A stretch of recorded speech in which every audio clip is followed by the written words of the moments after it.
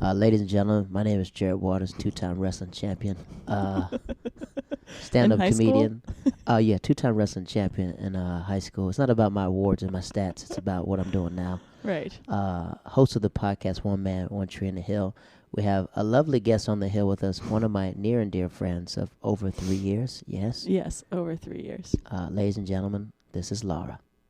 Hi. What's up? I'm going to add in a little applause break when I say your name. So then people Oh. like, "Pep, pep, pep, pep, pep, pep, pep, pep." So they won't hear the applause. They could. But I then mean, they again, won't hear me say hi. They're going to hear you say hi. We're going to keep Oh. all this in here. Great. You don't even need an applause. I don't need an applause? I'm applauding you right now. Hold on. Hear that? Great. Yeah, I was like, why does the audience get the applause, but I don't actually get to hear Right. the applause? I'll give you a That doesn't personal seem fair. applause. Great. Welcome to New York City, madam. Thank you. You currently live on the West Coast, yes? Yeah, What area? in Los Angeles. You moved from the Bay Area to Los Angeles. I moved, well... Last time, I think you were in Oakland. Were you in Oakland? I was in Oakland, 3 years for 3 ago. years. And then I moved from Oakland in June 2018, and I traveled until May of 2019. And then I went to school in Massachusetts for 2 months over the summer, and then I moved to LA. Yes. You'd moved to L.A. Before Yes. we go there, because you traveled the world, you Mhm. literally backpacked around the world in I did. 2019, correct? Mm-hmm. Because I was like, where is she going? And it's like Yeah. every Everywhere. post was like a different country. And I was like, wow. Yeah. Let's go back before we met. Let's talk about where it all began. Where are you originally from? What do you call home? Where were you born? I was born in Deerfield, Illinois, which is a suburb of Chicago. Oh, really? Mm-hmm. Two-parent household, one parent. What was that like? 2-parent household, and my mom was divorced before, and she had my brother, and he lived with us for a little bit, and then she had me, and then my sister, who's 16 months younger than me. You're the middle child, I'm the middle child. like Yeah. J. Cole. Really? Yeah, he has a song about being the middle child. What's the song like? I'm always curious about middle children and their experiences. I used to be the middle child. And then what happened? My sister was born. Then there was 4 of us. Well, you're still the middle child, no? No, that's an even number. There's no middle in the even. You're being so technical about it, though. But I'm not the middle. But you're still the middle of something. I'm not, unless my parents have another. They're in their 50s, so maybe it could happen. My mom's eggs are still good, so yeah, I could be the middle. No, I couldn't. Then my sister would be the middle. Yeah, but you're okay. So you're the second oldest. Second oldest. But you're still in the middle of the oldest and the None of 'em. next one. Yeah, 4 is not a prime number. that has nothing to do with this. If we're talking about the middle, it's just straight half. I used to be a middle. Now I am. 2 is a prime number, and there's no middle of that. What is a prime number? A prime number is a number Not be divided. whose multiples are only 1 and In itself. Okay, so I meant odd number. 4 is not odd. 4 is not an odd number. And Yeah, odd 3 numbers have middles. I Yeah, think. Does 9 have a middle? Yeah. it'd be 5. 4 on Yeah, this yeah, side, yeah, 4 on yeah, this side, yeah. 5. So Right. Michael Jackson was not a middle child. Were there 9 children in his family? Yeah, So, but he wasn't. was He was the 6. youngest. no, he was. Yeah, he wasn't. Randy was it? Randy, and then his mom had Janet. Is Randy younger than Michael? Randy's younger than Michael. And so is Janet. Janet's younger than Michael as well. Okay. And then Michael had 2 older siblings. Reby, Uh-huh. Latoya, Jermaine, Tito, Okay. Tito, Reby, Latoya, Jermaine, Tito, Jackie, Jackie, Marlon, Marlon, Michael, Michael, Randy, Randy, Janet. Janet. 9 kids. Holy shit. 9 kids. They were moving back then.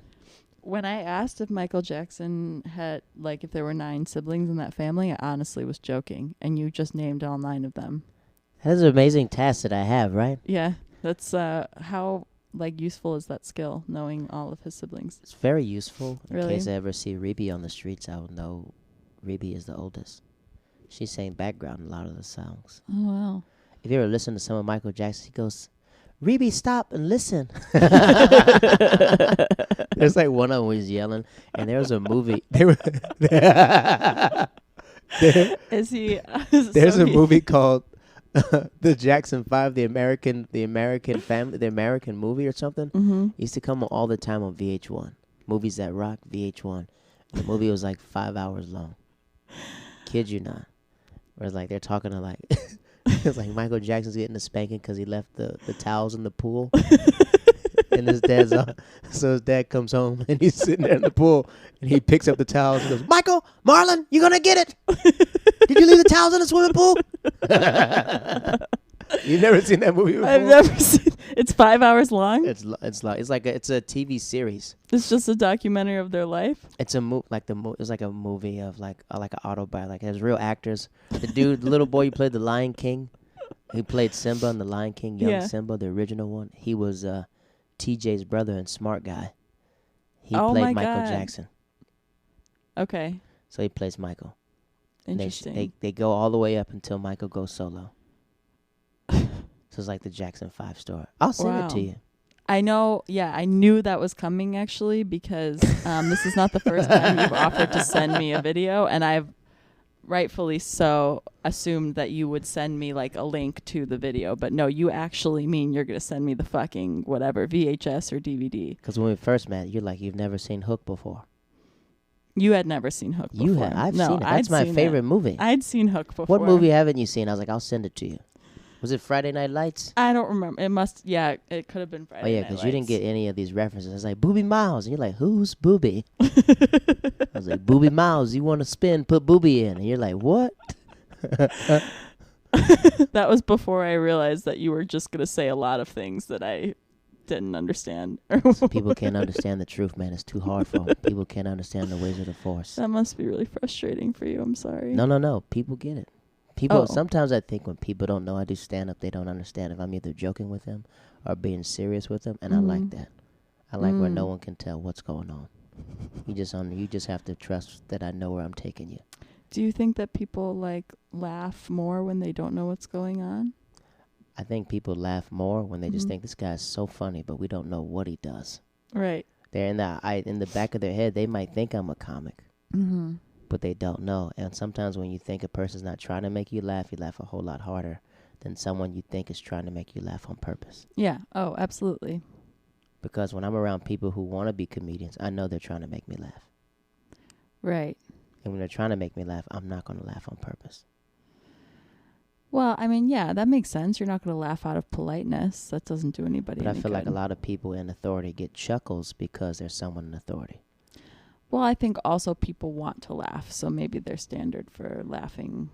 How many times have you laughed at a principal that wasn't funny? A principal? Or someone in authority that made a stupid joke and you just had to laugh because they're laughing? I mean, all the time. A lot. You're dating, so, I mean, when you were dating, you probably, how many guys try to make you laugh? Like, yeah. This guy's crazy. You're crazy. My God, no. Can you pay for dinner or what? Like, are we splitting this bill? What are we doing?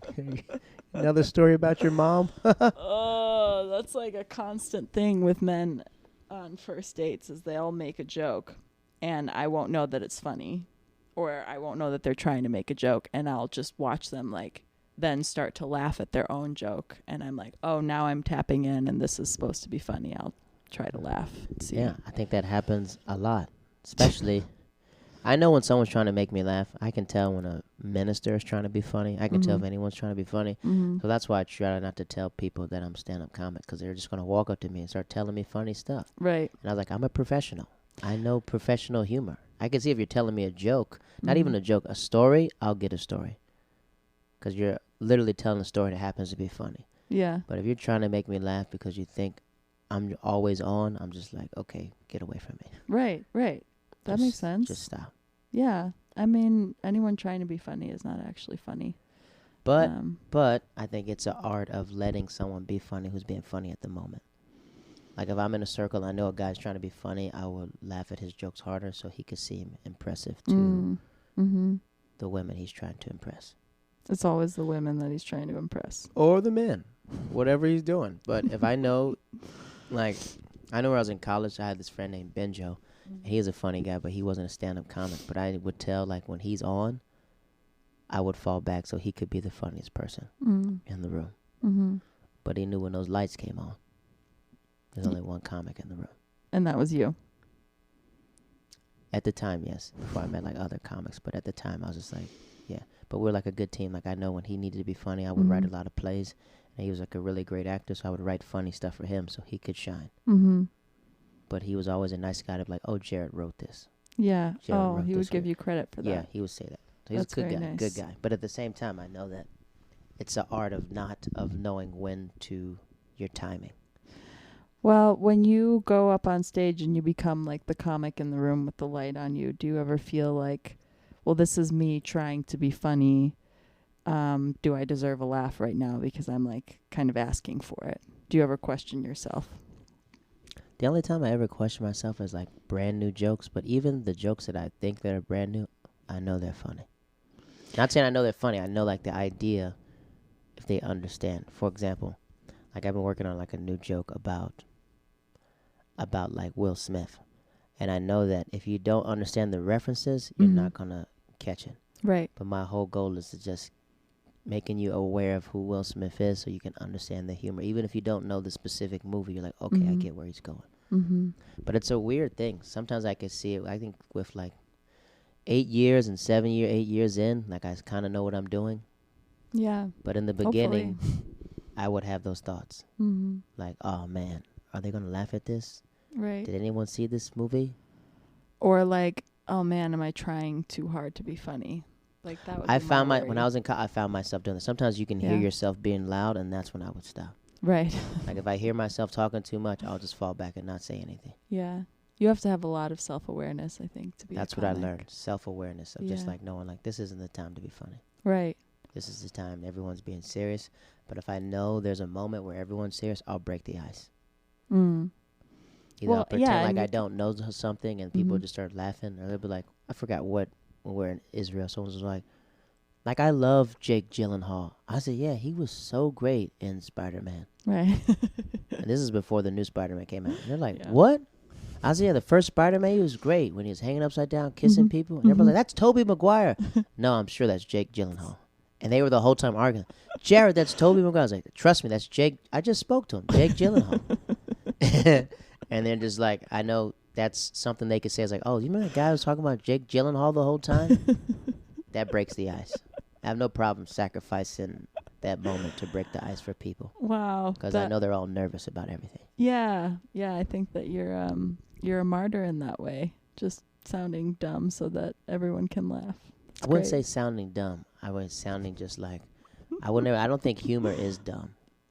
Like Borat, I don't think that's dumb. I think that's genius. You think that's genius? I think Sacha Baron Cohen is a genius to think people think that he doesn't know what he's doing, but actually at the time he's controlling the whole situation. Geppetto. I thought that it was, did you just compare him to Geppetto? He's pulling all the strings, yeah.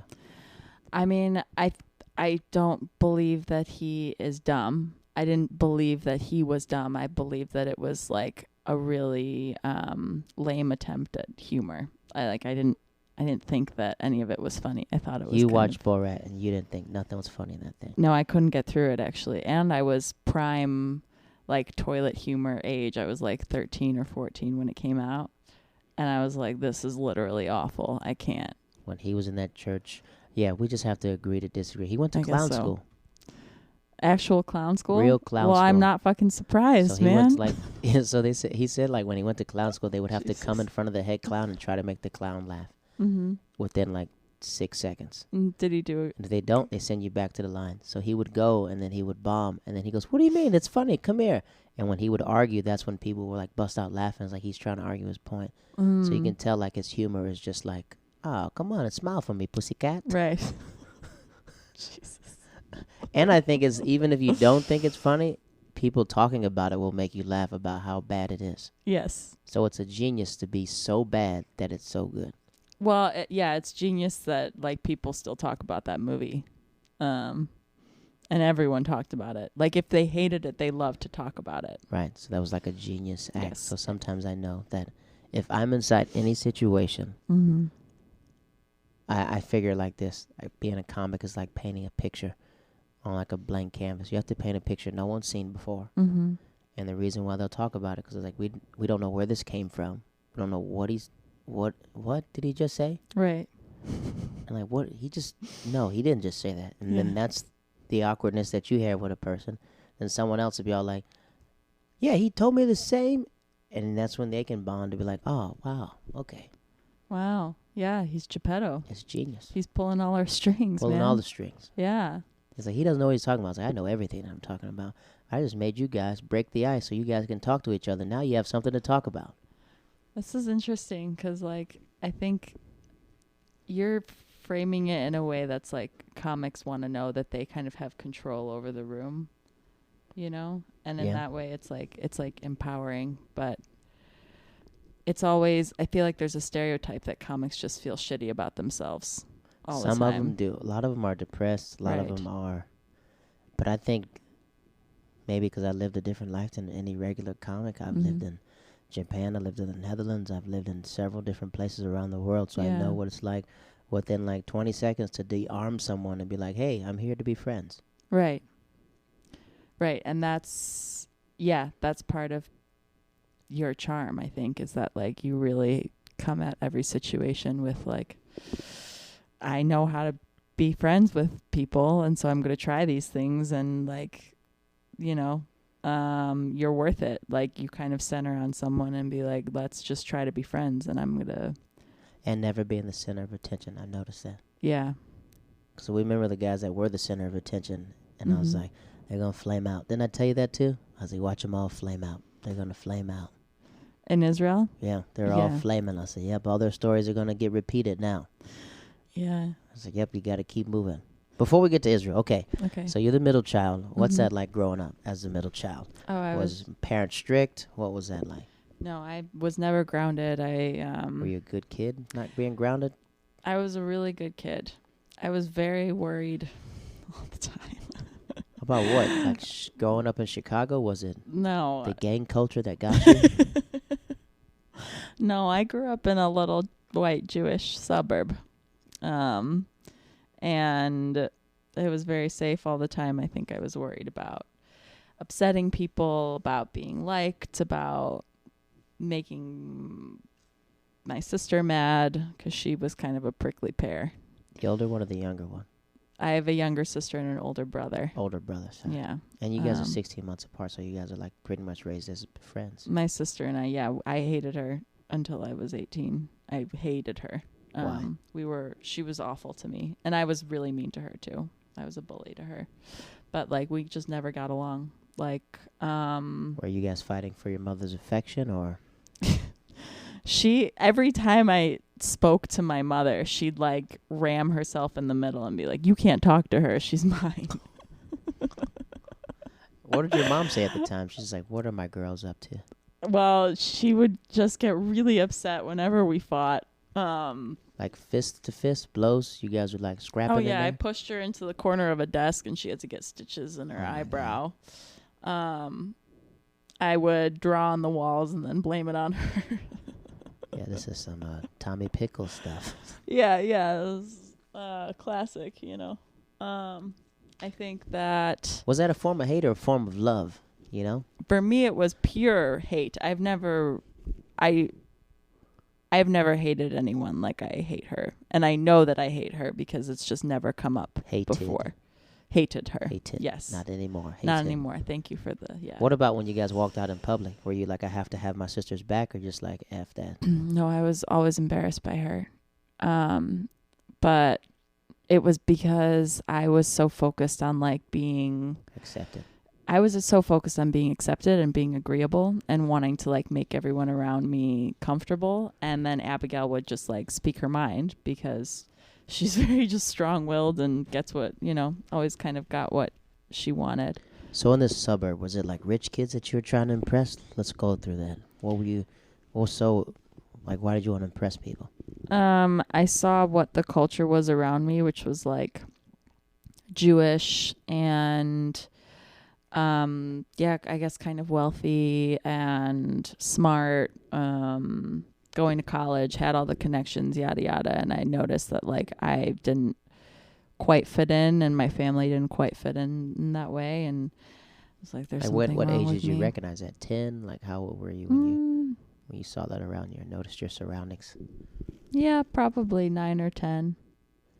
You just knew that my family's different.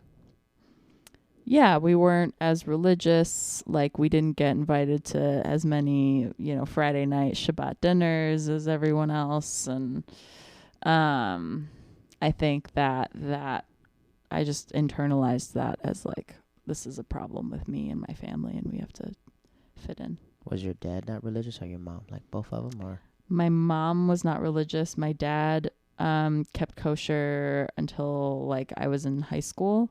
And then I guess all of a sudden it hit him like, wait a minute. I don't understand why chicken is considered meat if they don't make milk.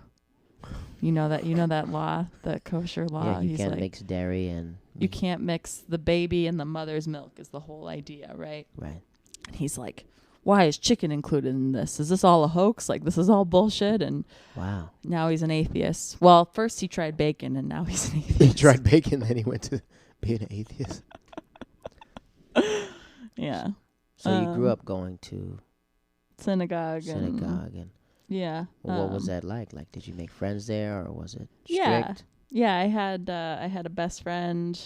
She's still my best friend, Rena, who lives in Israel right now. What age did you guys meet? When we were 2 at the park. You guys been friends since 2 years old? Mm-hmm. Wow. Yeah. Yeah, so that was really good. And then, we had like a whole crew, and we would go to synagogue and then come over to my house, and I would teach them like how to jump off the swing on my swing set in the backyard, because that was like my superpower. Like, I'm the only one that has this knowledge, so I'm going to make a class and teach everyone how to do this. So that was my Geppetto moment, I guess. Call back. Yeah. So with these group of friends, Mm-hmm. how many times did you guys see each other a week?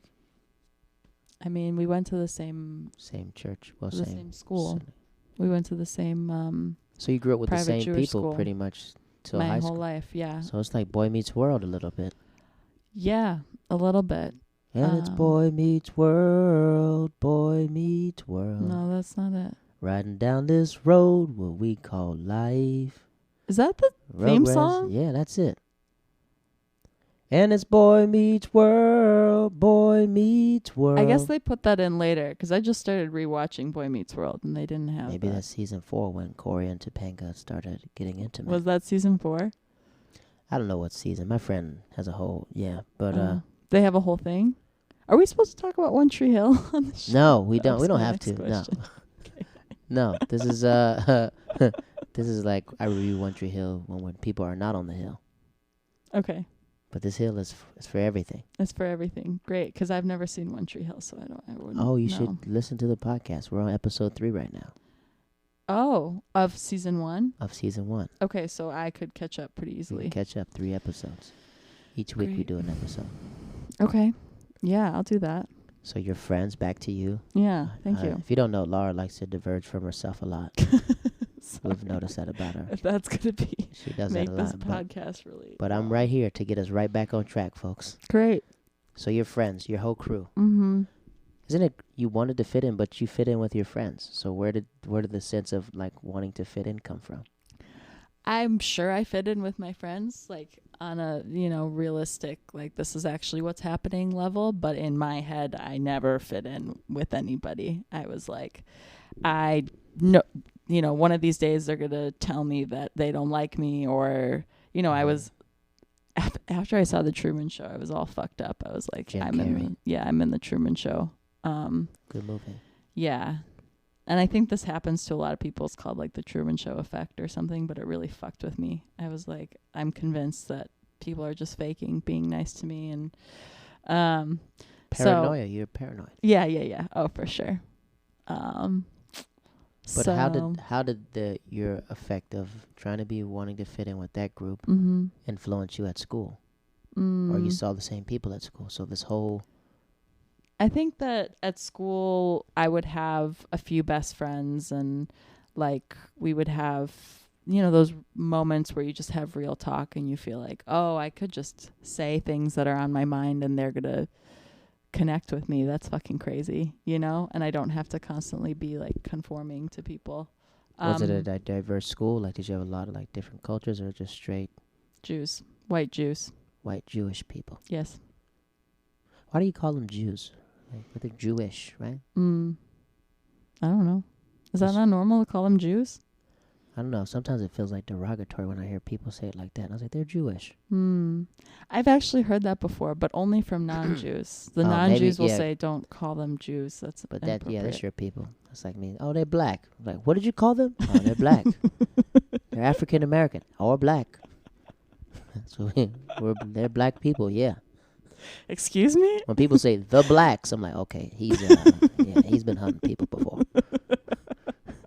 I think someone said that in a meeting one time. We're looking at our results. It seemed like the blacks are doing very well. I was like, where is she from again? Scandinavia? Wow, this is very aggressive, what she's saying.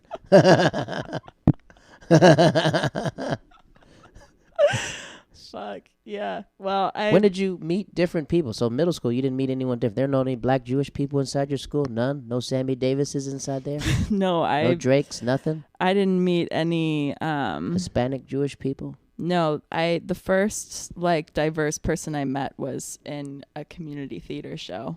I did my first show when I was in 5th grade with my whole family, and that was like the first time I met a gay person. Okay. And then there was like 1 or 2 black families in my neighborhood. And did y'all ever speak and walk over there? What? Did y'all ever like cross paths? Like, hey. Yeah. So they were also in theater, and then their 2 daughters were like around my sister and my ages. Okay. And so they did musical theater with us, and then they also swam with me. What's their names? Alexis and Taylor. So you guys become friends. Alexis and Taylor. Yeah, we were friends, and they came over to our house all the time and showed them how to jump off a swing set. No, I was past that point in my life. I was in early adolescence at that point. 13. Yeah, we all went to Mexico together, our 2 families. Wow. So that was cute. Yeah, we were close with them.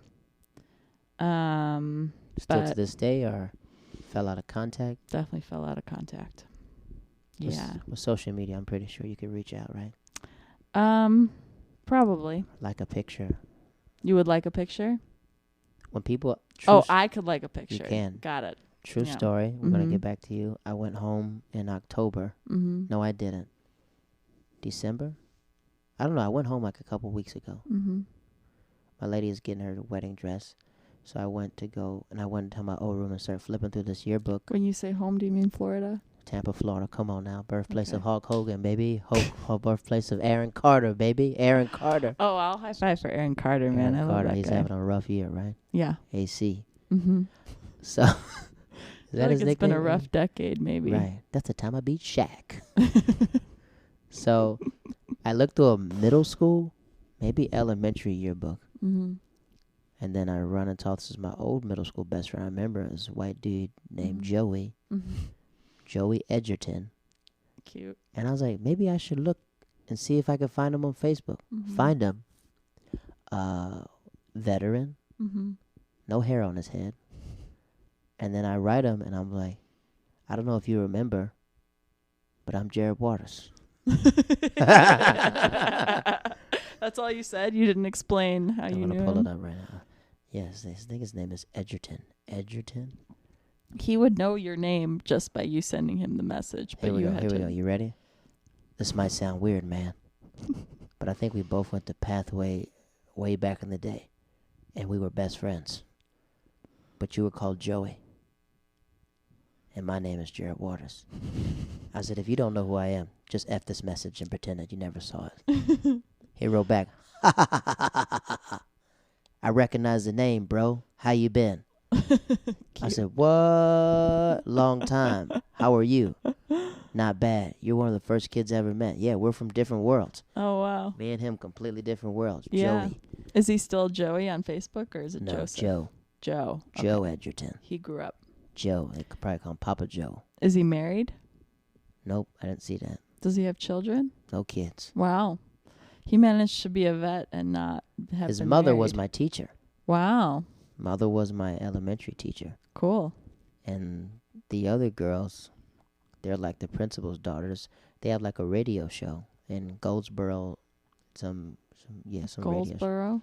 I'm a plug. I told them I'll plug their radio show. Oh, that's nice of you. I told them I got the number top 10 podcast in the world. That's Come you? on. That's what this is? podcast right here. Internationally recognized? Internationally known on the microphone. You dig what I'm talking about? Yeah. So back to Alexis and Taylor. Mm-hmm. What was that like? I mean, two people from two different cultures. Yeah. You're Jewish.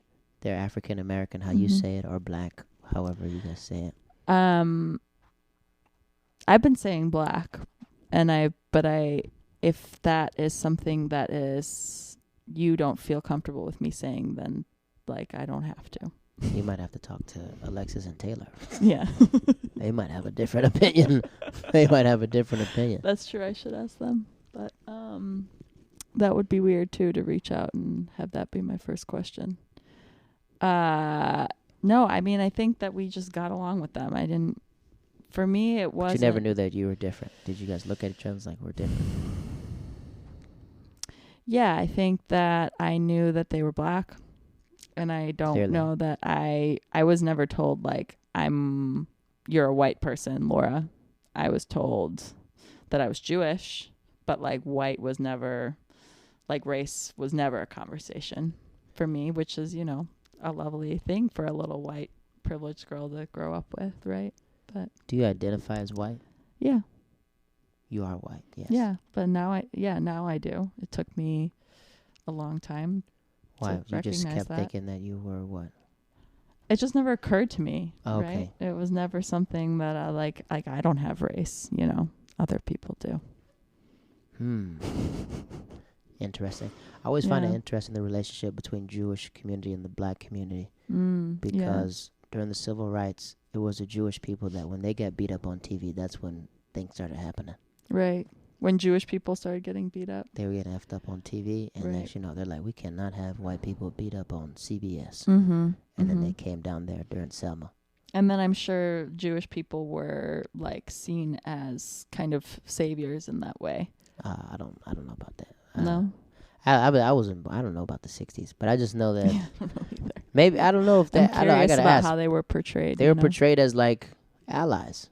Yeah. I don't know, like saviors or anything, but they're more like these are the Right. allies that were down in the struggle with me. They're down in the mud with us. Yeah. Yeah. So it's just like amazing how that connection was back in the day. There's like Herschel. I forgot what this guy's name. I read this book about this rabbi that was marching with Martin Luther King, and they were like pretty much cuffed together, and he went to jail just like Martin Luther King.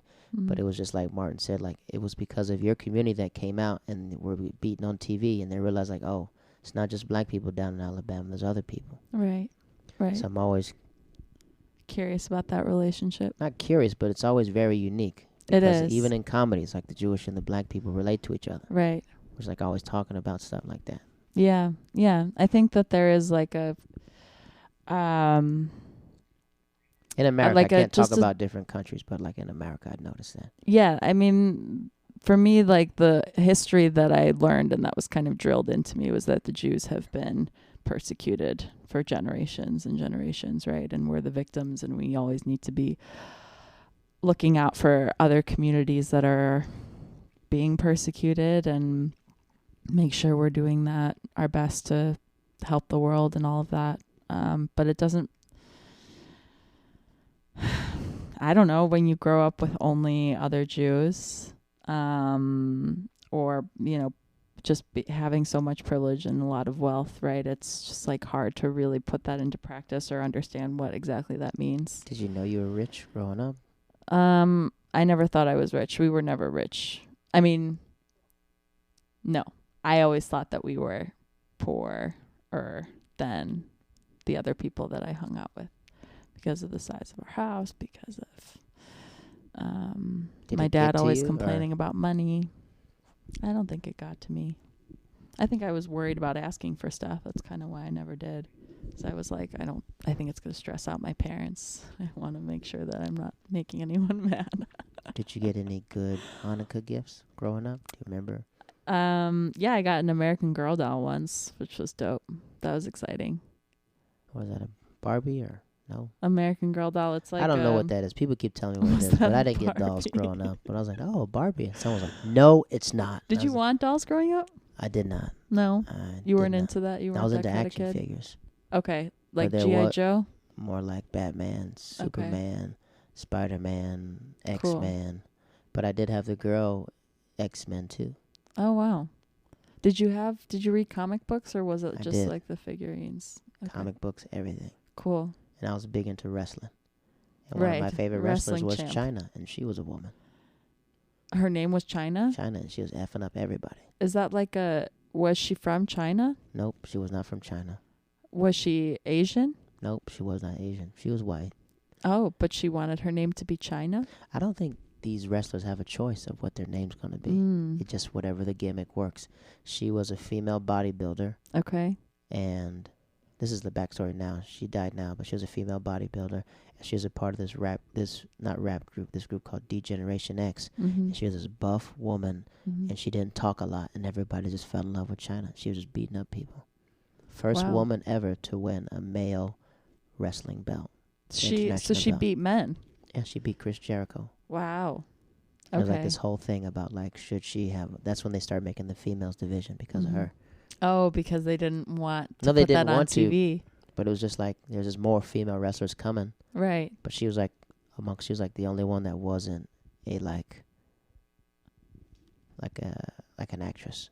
Like Macho Okay. Man Randy Savage came all the time with his Mhm. wife to the ring, but Mhm. nobody was slapping his wife around. Okay. But China, you would hit her around and throw chairs at her, and she would hit you back. She was a wrestler. All right, but you're saying that she was kind of a real one, meaning like she wasn't just performing the whole time, or When like I say a wrestling real is one, just performing. come on, don't disrespect them, man. They put their lives out on the line for But, that. okay, but They're it's true, no? actors. They're actors. They're athletes. No, you said actors. They were ballet's acting. They're considered athletes. No, ballet Gymnasts is are considered- dancing. That's what they're doing. It's just choreographed dance. That's what it is. Wrestlers are dancers. Okay, they're performers. Performers. They're gymnasts. Right, but is it framed as a sport? People are dying and getting injured. Yeah, it's a sport. Because people can't make it to do wrestling. A lot of people get cut. Okay. Yes, physical performance and stuff. I mean, yeah, you have to be good at it. You have to be practiced, and Right. it's like a sport in that way. I think And where these are people pretty much how all of our conversations are in real life. When there's not a microphone, that's how we're always debating. yeah. We're just going to like, oh, where do you think this is going? I don't know how else to do this. Did you want me to like do No, something no, in just a saying. particular way? No. This is Okay. how like it's a podcast is like. It's two people having a conversation. That's what it is. I mean, that's what I was hoping for. I was like, I like talking to Jared, so I guess I'll do it. But It's her first podcast ever in life. yeah, ever. Ever. I'm a little bit nervous, But but on the surface, you look calm and ready do I? to drop bombs, but you keep on forgetting what you wrote down. Yeah. Hopeless now. Snap back And to reality. yeah, I think if Oak there the was a Ghost crowd Rabbit. here, it would. The chili from last night would probably come up onto my white sweater. So I'm glad there isn't a crowd here right now. She is hungover. Would you Yeah. say you're hungover? Yeah, And you're getting older, so your choice of drinking has to slow down. I know. I had I think I only had 3 glasses of red wine, but I was drunk after the first one. And once I'm drunk, I don't stop. You know, it's a sickness. It was some wild times out there in Mhm. the Holy Land. Wild times. Not for me, really. Was it? Did we go out? Did we go crazy? We were in two separate. Before Before we get to the Holy Land, we're going to sum this place up. So high Right. school. So we No. finished high school. Did you date in high school at all, or you weren't like? No, it wasn't until like senior year of high school that had your first boys boyfriend started. No, I didn't have a boyfriend, but boys started to like. I started hearing that people liked me, you know, and then I would like go on dates with people, and I gave my first blowjob in senior year, and I threw up immediately. So it's disgusting. I mean, for a little, I was 17, right? And like this was happening all of a sudden. He like pushed my head down. I was like, oh my God, I guess like this is sexy. I don't know what's happening. Like, Did you have a prom date? Did you ever go to prom? Or? yeah, I had a prom date. He asked me out by singing, I really love your peaches, wanna shake your tree. Do you know that song? No, keep singing it. Maybe I'll hear it. I really love your peaches. I want to shake your tree. Yeah. Who's that boy? By Justin Timberlake? No. I can't remember. I'm drawing a blank right now. Siri, who sings the song I really love your peaches and I want to shake your tree? The Jokers by Katie Lang. That doesn't sound right. That's what it says. The Love Joker. me, love me, love me, love me. It was a big moment in your life. Clearly you remember this when he asked you to prom like that. Ooh, baby, wanna show you a good time. Did he do this in the cafeteria or just like, where did he do No, this? he did it over text. What? He sent me the lyrics, and then I sang it to myself, and I was like, that's What year cute. is this? 08? 2010. You graduated high school 2010? No, in 2011. Oh my God. Am I really young? No, you're 27, so you're born in 1993? 2. You're born in 1992. My Mhm. sister was born in 1992. Oh, wow. No, she wasn't. 91. Your I was younger born in sister. 89. Okay. Cool. So you just turned 30. 31. Oh, in January. January 5th. Wow. I'm so sorry I missed your birthday. Yeah, you did. Yeah. But, you know, I thought Was this I was the only one? I thought we were friends, but turns out, guess not. You also missed my birthday, so I guess No, I this is a didn't. mutual When's your thing. birthday? You would know if you hadn't missed it, right? I'm going to put it in my phone now. When's your birthday? November 20th. Oh, you're a Capricorn. No, I'm Baptist.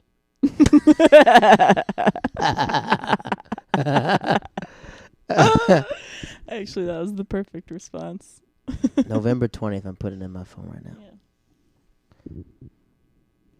How do you pronounce your last name? Teecho? Tico. I said Tico.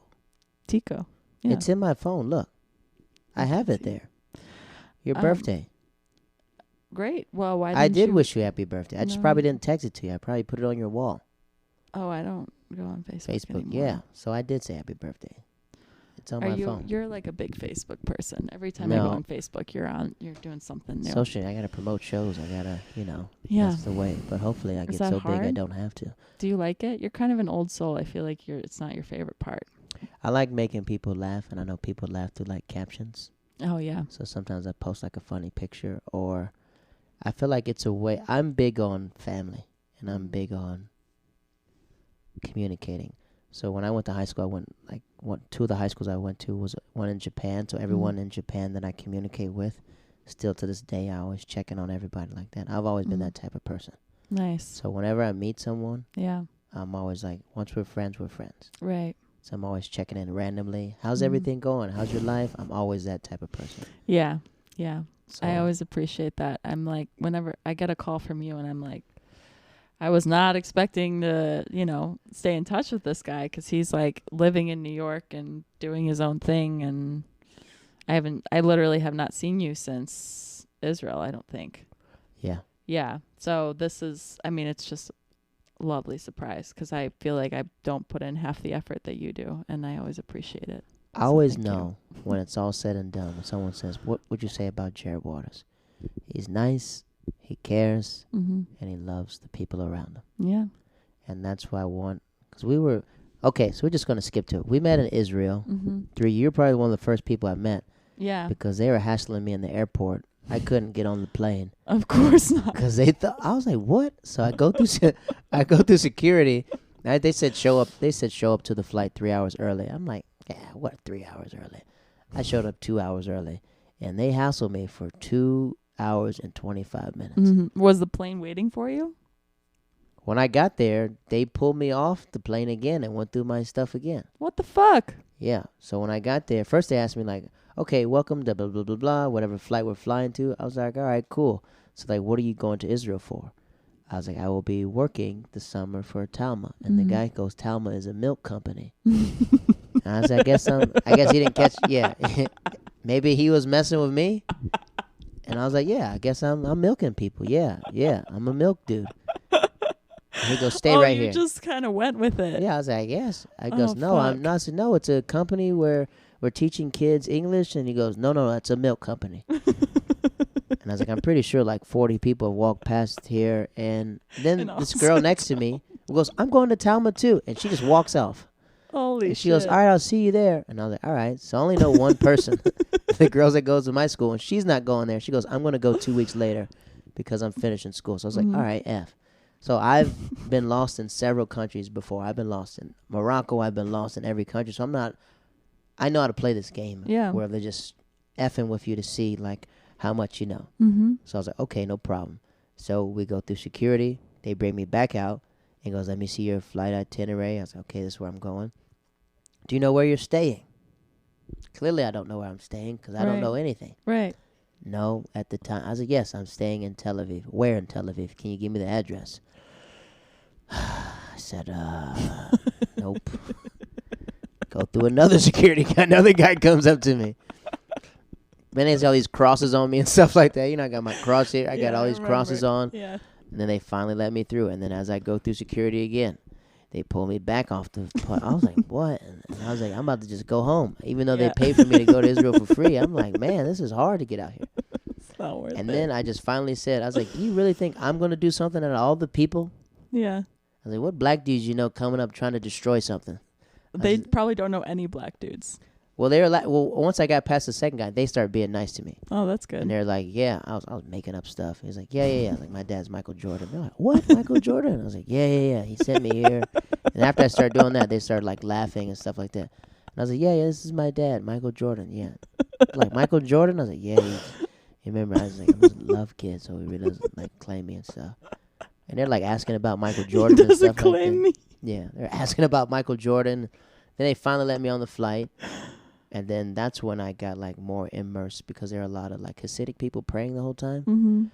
But they were like inside my aisle. So they're like, this lady had like 7 kids. And I was like, where are the people that I'm supposed to be in Israel with? Then I mean like maybe 4 people on the plane, but they're like kids jumping all over me the whole time. Then I'm trying to record it on my phone, record the stuff. And they're like blocking the camera. And I was like, all right. So then we go through security. That's where we met, right? Do we meet like we met at baggage claim. And at the airport at Ben Gurion. You're like, oh, where are you doing? She's like, I'm here to teach. Like, oh, me too. I was like, oh yeah, where are you from? Yeah, when you told me you were from Florida, and I think I immediately thought that was hilarious. Yeah, you're like, what? I was like, yeah, Tampa, Florida. And you had all these crosses on you. And that was like when I was like, okay, maybe this program isn't going to be so fucking lame. I think when they were interviewing me, they're like, so what countries? Because like when they were looking at my passport, people were like breezing through it. And I was like, yeah, like because they were trying to give me the typical like you've been in Florida all your life, huh? I was like, actually, I haven't. No, I've lapped the world a couple times. Right, but you know this because you're looking at my passport. Yeah, I was like, okay, yeah. So I meet you, and then I meet like Adam. Adam, the goofy kid. I meet Adam. Yeah, Adam was nice. So I was like, well, I'm trying to figure out where I'm going. Yeah. Then people just started falling asleep everywhere. Like people just literally passing out. I was like, what? I was like, these people on drugs? What's going on here? Then I had to realize that we were like 12 hours ahead.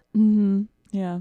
So the family next to me. So when we were on the flight, you know how like it's dark, but it's light. So our brains are like that. So when I opened up the blinds, everyone started yelling at me with this flight because everyone was sleeping. I was like, let me see what it looks like out there. Whoosh!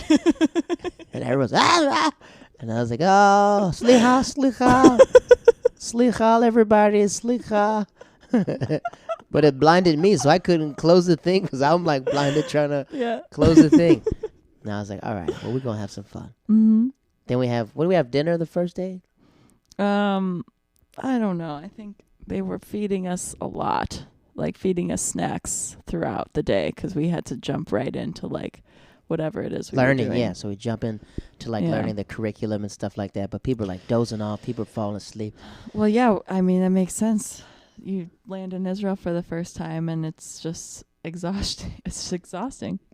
But I was like, since I'm like a night owl, I was like Mhm. perfect. I was like, oh, this is nothing to me. F it. I'm up all the night. I'm stand-up comic. Yeah, I think that's why I didn't hang around you like for the first day too much, because I was like, this is a lot of energy for me. I was like, what up? Everybody good? I can't match this at What's all. good, everybody? How we feeling? I was like, how you feeling over there? Good? Yeah, trying to read the room, and everyone's like, who the fuck is this I was guy? like, everybody's just dead energy, everything else. I was like, yeah, we're in Israel, baby. We're in the holy city. Yeah, I think we didn't connect until that night, or maybe the Because night I saw later. you were like, I think you're like sitting alone. And I was like, are you okay? Yeah. You're like, I'm just out of it. I was like, dang. I was like, who hurt you? Were you trying to be funny? Because I think I was. I You- probably you knowing went me, into I this, took that you seriously. took it seriously and told me Yeah. this whole story about who hurt you, and I was Yeah. just joking. And I was like, well, I guess I'm in this conversation for an hour. You like told me this long story about who hurt you, and I was like, oh man, I was just trying to be I was just trying to be funny. And you started telling me about your mom, and then we started it was like a 2-hour conversation. Yeah, And we all started walking to the beach. Mm-hmm. Then no, I was like, can we finish this conversation? I gotta go buy a SIM card. Yeah. Then you went with me to go buy a SIM card, and we like kept running into people.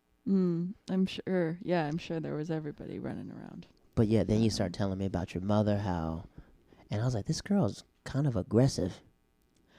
You As know, I I started was meeting thinking you, the you're same very- thing about you. I was like, You kept asking questions. it's like a podcast. So when someone starts telling me stuff, and I was like, oh, I think she really wants to talk about this. And sometimes when I feel like people have holes in their story, I'll try to figure out the person already. Yeah. Yeah, I think that's where our like debates come from, cuz you'll just jump right in and start saying things, and I'm like, this is not fucking where I was going at all. I was like, no, this is where it is. And you're like, Right. no, it's not. I Yeah, was like, and trust then- me, no, this is. You were quoting the Bible a lot too. Like the Christian Bible a lot. And that's And I where we was like- debated everything. You're Yeah, I was like, you this is an cannot- interesting thing to talk about in Tel Aviv right now. But yeah, let's go with it. You came from the shul Mm-hmm. curriculum. Mm-hmm. I came from the Old Testament curriculum. Is that not the same thing? Well, we go to the New Testament. You guys stop at the Old Testament. Right, so we don't call it the Old Testament. We call it Y'all just call the it the Torah. Testament. The Testament. We The- call it the new one. Right. The revised version. Yeah, but you're Jewish. You're not Jewish. I'm not Jewish at all. But everyone thought I was Jewish. Well, yeah. The That's whole time reasonable. they're like, are you Jewish? I said, I'm not, sorry. But Is that insulting to be asked if you're Jewish Mm-mm. all the time? No. I notice every country I go to have a universal black face. Meaning that whatever Yeah. the black people in their country are, I look like them. So Right. it looks like I belong there. Aye. So when I was in Morocco, same thing. Asking Mhm. me like, wassalamu alaikum. I'm like, salaikum salam. Mhm. Everywhere I go, even in Cuba, people are like looking at me. Yeah. And I was like, I know y'all think I'm from here, but I'm not. Every country I've been to, same thing. So you kind of you have like like a space for yourself in every community, but that can also be like, no, I actually don't belong in with this group here, but you're just assuming that because of how I look. But I think that it's an art to belong anywhere because you don't want to stand out in a different country. Because when you stand out, Right. that's when like trouble comes. So And it's that's when you always get good, treated differently. right, to assimilate to people's cultures. But as I assimilated, that's what they're like asking, like, oh, he's here because he's Jewish. I was like, Mhm. yeah, okay, I guess. They're like, do you want to get a bar mitzvah? I was like, yeah, Jesus did it. Yeah, sign me up. I'll do Yeah. it. They're like, what? Yeah, he did it. Gas me up. I'll do it. Yeah. You totally had a bar mitzvah, didn't you? Yeah, I have one. Was I there for that? I was totally there You're for there. that. Everybody was there. Yeah. Oh, that was cute. I do remember Because that. they're just like, yeah, you just going to have a bar mitzvah with all these crosses on? I was Mhm. like, yeah, why not? Sign me up. Yeah. So we meet and we start, because I was asking, I was like, who hurt you? And then Mhm. you just like went straight into it. Mhm. And I think it has to be that you were tired. Yeah, probably. And then it was like right what was on your head. And it was Mhm. like the longest podcast that was not recorded that we talked about. Because then Will walks by. Remember Big Will? Was it the Willie? Willie. little guy. Willie. The little guy. I think I called him Big Willie. I called him the Love Machine because he was just out there. Oh, flirting with everything. So when he came, he goes, "What's up, dudes?" I was like, "Yeah." And then you were like, "We're kind of like talking." Did I say? And I was like, "This chick has no filter, no filter at all." Don't interrupt. Yeah. Because I think because we connected because we had to go on the same bus to go up to the north. Yeah, that makes sense. So then I was just like meeting people on the bus the whole time, and then I was like, "Okay, well I know Laura already. Mm-hmm. I know that." But I was just like checking in, like, what's it like over here? What's it like over there? Right. And that's when we started. I was like, I think this is a love shack. I was like, everyone's just trying to. Were you getting that vibe? Yeah, dude. You like, picked up on that right away. I was the first time I stepped in. I was like, yeah, this is a love shack. Did we talk about that? Yeah, I think that's where we connected. Because I was Yeah. like, I was asking you. I was like, do you feel like an outcast? Right. Because you were kind of like very defensive when like guys are talking to you, and I was like, she either has like a boyfriend back at home, or she's just very like you're very just like stop everything else. And I know how these fucking Jewish things work. That's all that is the motivation. Like behind every single Jewish gathering is like to make Jewish babies, to marry a Jew and make Jewish babies. And I'm just so fucking skeptical. And by that point I was like, I'm here to teach. And are you skeptical because you've dated Jewish men before, or why are you so against? Like, would your mother be happy if you married a Jewish man? Yeah, but because you can't control who you fall in love with. He just happens to be Jewish, right? Because you can convert into Judaism. You can control who you fall in love with. No, you can't. I think you can. How can you? Because it's a conscious decision. Like, I think that feelings can come up, right? But you can absolutely be like, I know this person isn't good for me. I know that like I have an attraction towards them, but I don't need to, I know where this road will take me and I don't need to go down that road, right? Or like, I know what this is going to turn into, and I could fall in love with this person, but I'm going to choose not to. I believe that that's a thing. Absolutely. You allow that to happen. You can sense it and then allow it to happen or not allow it. You know? I don't know. I feel like you don't. Sometimes you can't control who you love. You don't think that? Sometimes. Some people you just love. You either fall in love with their personality, you fall in love with the person in general. There's people you probably have blocked out of your life. Yeah. But you still have love for them, and you always wonder, like, I wonder what this person's up to. Yeah. I think that, like, I've had crushes on people that I don't understand. Okay. For sure. But falling in love feels like a bigger thing. How many times have you been in love your whole life? I'd say 3. 3 times. Mm-hmm. First one, how old were you? I was 19. 18. 19. Where did he come from? He was in college with me. I met him at a party. What did he say? His name was Jackson, and 5?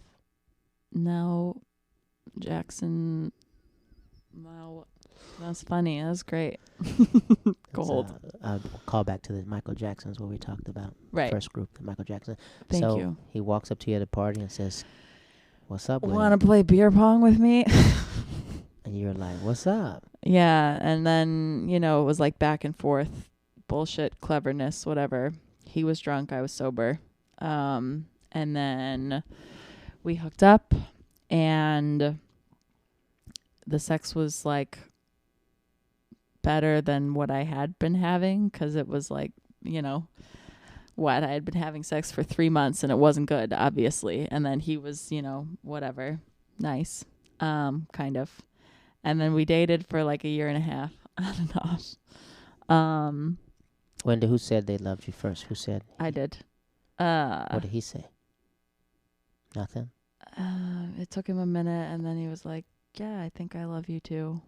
Did your heart sink? No, my heart actually was so happy. So, why did y'all break up? He cheated on me. How did you know? He sent me an email about it. What? He was studying abroad in Japan and I was studying abroad in Mexico. And we were about to see each other in 3 weeks. He was going to fly to Canada to meet me and my parents for a long vacation. And 3 weeks before that happened, he sent me a long email saying, like, you and I both know that we're not right for each other. And this is after, like, 3 months of us talking almost every day and him saying how much he loved me and missed me. And then all of a sudden this happened and he's like, to be honest, like, I met someone and I just can't deny the connection anymore. And I just wanted to tell you, and I swear nothing has happened. And then the next day, so I got this email and I'm like, that's my heart sank. And then the next day I saw on Facebook that they were in a relationship and they had a bunch of pictures of them together and kissing and stuff. Dang. And I'm like, so you like explicitly lied to me. Like, you went out of your way to tell me just a big fat lie that you hadn't done anything with this person yet. And now you're in a relationship with them. So that felt Would you say your heart was gross. broken? My heart was broken. Break oh, me. Man. Let's walk through the brokenness. How do you know? Like, what did you feel? Ugh. Tears or just do you feel like a train hit you? Tears. I was sick to my stomach. I did not sleep that night. I couldn't stop thinking about like what he liked about her versus me. Like, what did I do wrong? And then I was devastated for 4 months. I was like, could not get myself out of it. Every song was about me. Suddenly I was writing poetry on my phone. What year was this? 2013. So that's when Kanye West dropped Love 2000. Lockdown? No. That's when they dropped it was The Life of Pablo. The Life of Pablo. I don't remember that one. What song was like on your head in 2013? What song did you feel like was always about you? Oh, you know what? It was actually 2014. 14. Yeah. So 2014. It was 2014, and But you're in Mexico, right? I was in Mexico. Yeah, I was studying abroad. It was the summer of 2014. So 2014, actually, Kanye West did not. Oh, Wait, 2000. Yep, that was Jesus. What year was it? Yeah, So 2014. that was when Kanye was starting to go. Yeah. Bound to. Bound to. Bound to fall in love. He had a song called Bound. That's when he had Kim. That's when he met Kim. Oh. And got Kim back. Yeah, I think I was done with being a Kanye fan long before that. And you're from Chicago, too. Yeah, I knew every song. I knew every word to every song on his graduation album. And that was the last time. Now it's coming back to me. That's what we bonded about. Really? Yeah. Remember you were asleep and I said, "Wake up, Mr. West, Mr. West, Oh, Mr. West." Yeah. And you're like, "I'm from Chicago." And then that's when we're just like, "What?" And we talked about Kanye for a while. We did. Oh, His first thanks, album. Kanye. His first album. Was not Graduation. That was first album was College Dropout. Yeah. Yeah. And that's when he sang Jesus Walks. Because one time we all were at the pool because your group came with my group and it was like during like July 4th. Yeah, you were making me so mad What at that fucking pool party. I don't know. You were saying all the wrong things. I was like, all my people you're just that are doing this to drug bother dealing me. just to get by stacking money.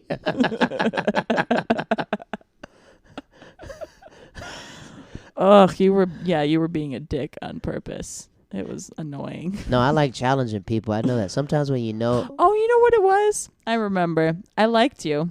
That's what it was. I liked you. I had a crush. I was like, this guy let me just talk at him. Now I'm realizing, talk at him for 2 hours and tell him all my secrets. And then you didn't do anything and you were talking about Lady. And yeah, I think I didn't want to. I was like, yeah, Jared's a friend, but I think I liked you. I personally think, right? I tell people all the time, I think some people confuse being Southern With being what? people being interested. Sometimes people say, you give off these vibes. I was like, I'm just being nice. What? I was like, I'm just being nice. I know what it's like being in a country. You're by yourself. You're not speaking to anybody. Yeah, but on these trips, like, two people talking for long periods of time about intimate details of their lives, that means they're going to get married. Where did that come from? I don't know, my own conditioning at Jewish summer camp and shul and going to Israel. That's what happens. I think that, I think since I was not from that Jewish thing, I was like, nah, man, I'm out here. Well, now you know that's the message you're sending. I was just like, nah, I'm just out here being friendly to everybody. I'm just being nice. No.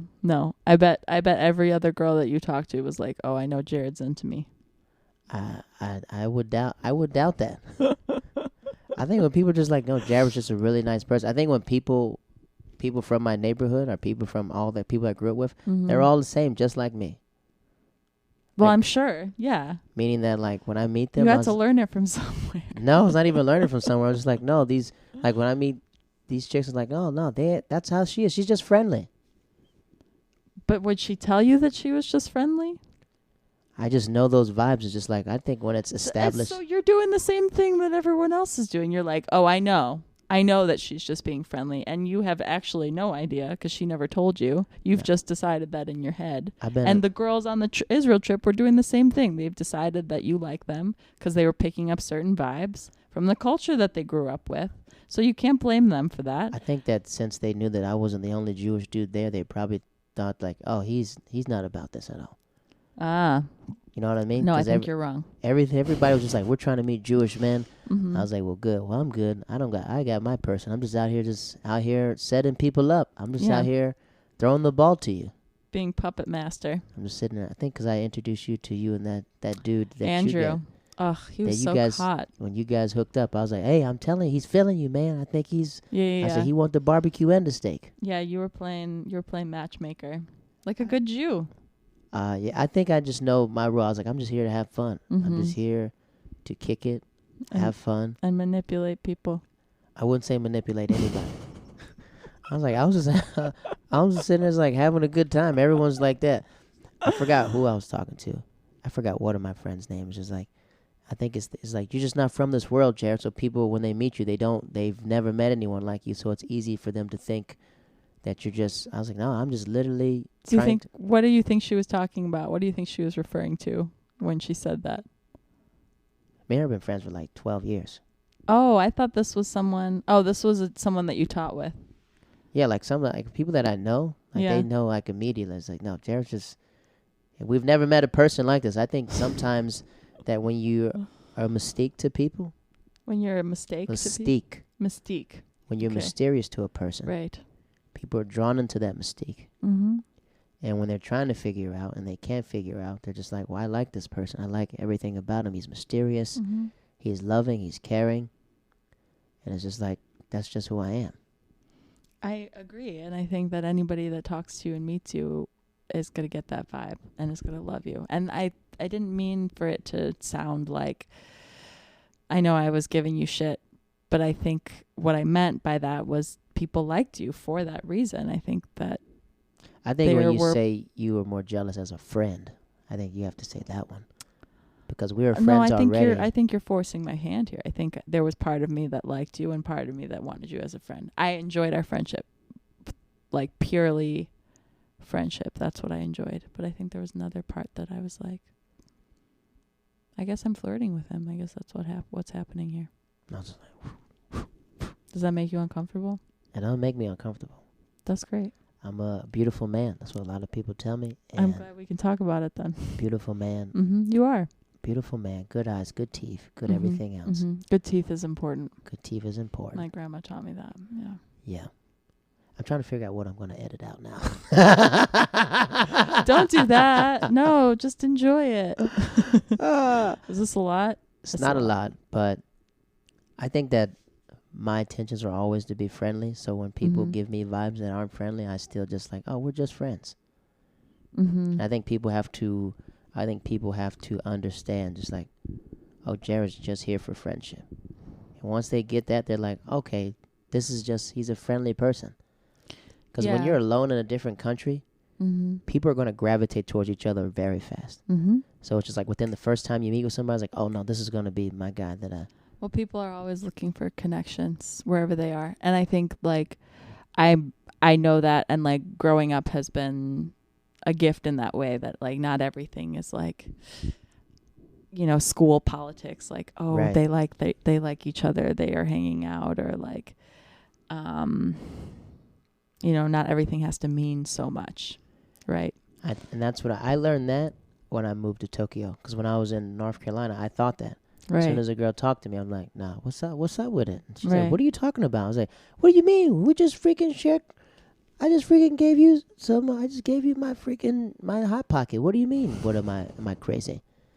And then when I went to Japan, I met this girl named Lizette, and I remember she gave me the DVD of Hook. She taught me how to burn. She taught me how to burn And that's DVDs. when you started giving DVDs out to people, And sending then I was them like, in the mail. oh, we're just friends. Mm-hmm. And I didn't realize my friend knew, like, he's been here. He's from North Carolina. He knows nothing about the Japan culture. Mm-hmm. It's like, we're friends. Right. Like, I know the vibes if someone gives me that, if they really like me and stuff like that. And I Mhm. know the vibes of just people who don't know, we're going to be friends for a very long time. Right. And I always put it out there like, no, I'm getting to know you because I want to get to know, am I going to be this person's friend for a long time? Mm-hmm. I will never try to if I wanted to hook up with someone, I would never know anything about them. And they would know Really? nothing about me. I'm a little bit offended by that. I take like offense to that statement. You really feel that way? That you wouldn't want to get to know anyone that you hook up with? Back in the day when I was a dog, I was all the way the dog. I was You were just you were a straight dog. I was straight dog for real. No, Okay. when I first met my lady, she didn't even know my first name. I told her my name was Sasha. That was my name. Because of Borat? No, that was my name in Orlando. So me and my best friend, his name is Sasha. Mm-hmm. When we were out there in the streets, or when we're out there just, being adolescents, Mm-hmm. we were just meeting girls and stuff. One time we met these group of girls, and they asked him what his name was. He goes, my name is Jared. And I was like, you give girls my name? He goes, yeah. I was like, I give girls your name all the time. So, like, I personally believe that no one should know anything about you. Nothing. I would never try to get to know a person because I don't want people to feel like, oh, he's really into me. Yeah. Because if I'm into you. You think that if you give someone your real name, then they'll think that you're into them? I'm not That's what saying you if I think? give someone a real name. I say, if I'm investing more than what it is. Why is giving someone your real name like investing? I think that when a person, especially like, there's people still in Orlando that still call me Sasha when they see me. What up, Sasha? What up, big dog? What up? Yeah, doesn't that get confusing? No. Do you like regret giving them a different name? I don't care. I mean, it was just like at the time I was like, I'm out here having a good time. I'm not catching feelings. I'm not doing anything else. You don't even know my real name, so how can you fall for me? You know nothing about me. I really think that anyone that's ever fell for me before back in the day, they fell in love with the perception of me. They fell in love with what they think I am and what they think I could be. And like, you don't know my first name. You don't know my mother's name. So you don't think that's real love? No, I feel like anyone that has fell for me before, they fell in love with the idea of me. Okay. Of saying like, oh, I could see this guy at my family reunion. I could see this guy meeting my mother, meeting my family. I feel like I could see this guy doing everything. Mm-hmm. And I was aware of that. So I let people know when I ended that part of my life. Mm-hmm. Everyone that I met, I was always like, this is what a friend looks like. A friend cares about you. Mm-hmm. A friend wants to know your well-being. A friend wants to know, how are you feeling? I want to know friendship. Yeah. And I think so many women, not in general stereotype, I think a lot of women aren't used to a man being that open. Yeah, and so they assume that, oh, he wants to be with me. I was like, nah, he's just trying to. I'm over here pushing you towards other dudes the whole time. I've been pushing. I was like, hey, you want to meet these girls? They're all single. Yeah. They're all out here. And now that I've known you, I trust that that's who you are. But I think it's also just like a reflection of shittiness towards women in general, that they. That's the vibe I got from you, because you're like, what is like one dude you smacked in the face? When you were like, don't dance with me because what did you say to him? Somebody was dancing with you. And I was like, why did you just yell at that guy? Mm-hmm. And you're like, he's giving me vibes like he wants to be with me, but he doesn't. Yeah. So don't do that to me. And I was like, y'all just dancing. Yeah, I think that like You like had him face to face, and you're like scolding him in a club. yeah, I was And I was protecting myself. I was like, yo, chill. I was like, chill. No, Yeah. and you yelled at me. I'm not chilling, and give me your phone so I can. Where are you? Let me log into my Google, my Gmail my account. Facebook. You were logging into your Gmail account. And I was like, what the freak is up with you, man? I was like, just everybody's chilling right now. And you're like, you don't understand. No, there what was guys this guy. It was the fucking dude that was like, we fucked outside on the kibbutz. You guys hooked up. We hooked up and kibbutz. On the kibbutz, and then we hooked up maybe one more time after that, and then it was the end of our trip.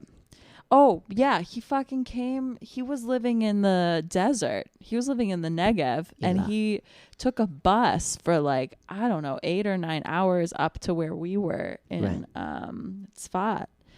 And he spent the weekend with us, and we went skinny dipping in the Kinneret, and he was just like, y'all he had stayed a real, with us. y'all had like it a felt love. like a little romance thing. And then the last weekend, he totally blew me off, and I was like indignant and very upset about it. And like when I saw you again, made because a we would bigger see each deal other out of like it once than I- every, we probably saw each other 3 times the whole summer. the whole summer. But Yeah. those 3 times, we'd always like catch up and like, what's going on here? It was a great You're like, time, I met yeah. a guy, and I was like, Mhm. oh, that's nice. Well, he was hot. Do you remember him? He was very good looking. He was, he tried to roll with me. I think he was like talking to me the whole time. He tried to be a good Well, hot, yeah, you hot were the boy coolest summer. one in the whole. He wanted to be a part of hot male summer.